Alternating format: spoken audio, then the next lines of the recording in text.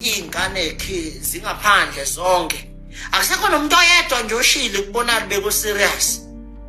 Ningizimu Afrika Mzansi sanibonani nginibingelele kuphi kuphi la enibukele khona ke makuthi ke usuku lakho lokuqala uyithola ke uhlangana nalombukiso ngicela ungalenzi iphutha kusekhaya la subscribe ku channel like video ebese ke uciphiza i-notification bell wenzela ukuthi ke mangifaka i-video wena ke bese ke uthola i-notification then ngokusheshsha bese uyangena kwi-video uyayibuka. Sikuthanda TV siyaqinisekisa ke ukuthi ke sikulethela ke lolo daba olusuke lusematheni engalolo suku enganza kwethu kunesigameko esenzekile osukwini lwayizolo isigameko esibhlungu kakhulu ungizwe Mlando Mchunu ngicabanga ukuthi ke abaningi bayamazi ungizwe ukuthi naye ungomunye wethimba elihola inhlangano ebizwa ngeMarch to March, inhlangano elwisana nokuthi ke abokufika abala abanganawo amaphepha okusho ukuthi abanganazo imvume ezokuthi babela eNingizimu Afrika abasikhulule abahambe babuyele kwela kubo.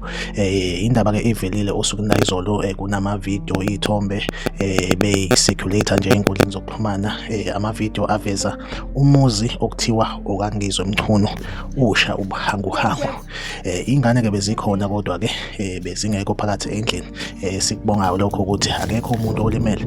Ngokwestatement kuthiwa kufike abantu bafike bafuna ungizwe batshelwa ke ukuthi ungizwe akekho usegoli then kwasebonakala ke umuzi ususha ubuhanguhangu. Nganza kwethu ziningi ke izinto ezingayenzi isense mangithi engayenzi isense abantu bahlukene kabili. Kunabantu ababelievayo ukuthi lento yenzekile, kube nabantu ababeliever ukuthi lento le isa i-content. Kunenge nje ama comment engeke ngayibona ebithi ungizwe lo muzi lo ushiswa uyena ngenhloso yokuthi vele uyazi ukuthi ke as abantu bemthanda bazomnikelela imali ize ibe ningi ngalendlela ukuthi engakwazi ukwakha ngisho umuzi omkhulu obukekayo compare to lo muzi oshile.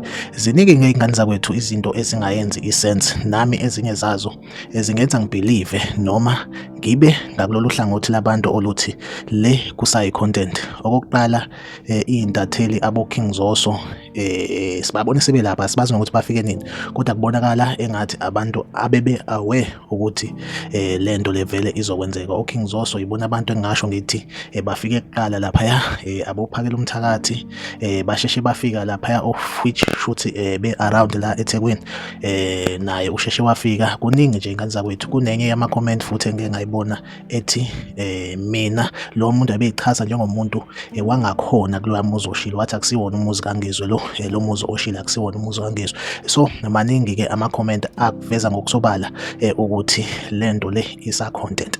Ngane zakwethu kune video engizokulalela yona, ivideo yomunye umbheme engimlandela ku TikTok engicabanga ukuthi ke abanye beni bamazi kuthiwa uThabani, ikakhulukazi udila nale inyanga lezi eziqola abantu engiyamsupporta somewhere somehow. Kodwa inkinga la engiyaye ngibe nayo khona if esethuka inhlamba, especially if ezothuka abantu sibahloniphayo abahlonishwa umhlaba wonke, yena avela abasho nje inhlamba.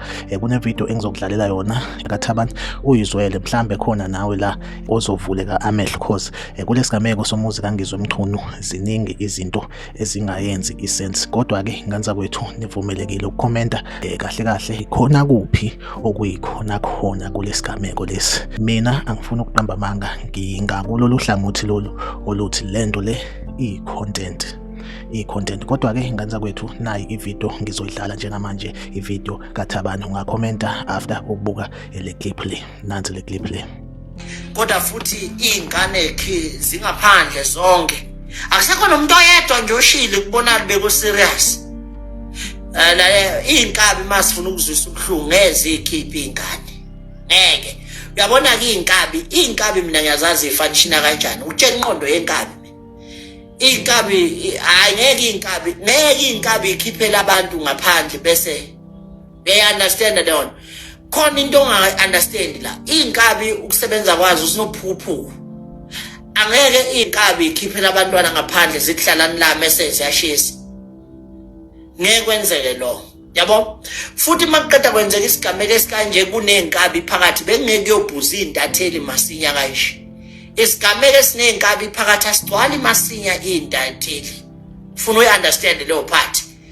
ozoso bebengebe ndize fast beyoshutha kangaka sekuyi content ubani nalo sebuza imibuzo yilo manje senihlanganisa okuningi senihlanganisa lokwemasho mash nalokushiswa ningakwenzi lo relaxani moya phansi ayihlale phansi bamba umthetho mana intatheli sephuthume kangaka lesasigameo phela kunamahlathi lapha mhlambe namaphoyisa asafuna ukuthi athi ucinga ngezinja nayo yonke into kodwa intatheli sevele ziyanyathela ziyagijima lapha kunamahlathi mhlambe laba abashisi bangene ehlathini bekusengeza idoc unit ifika inuke nje phansi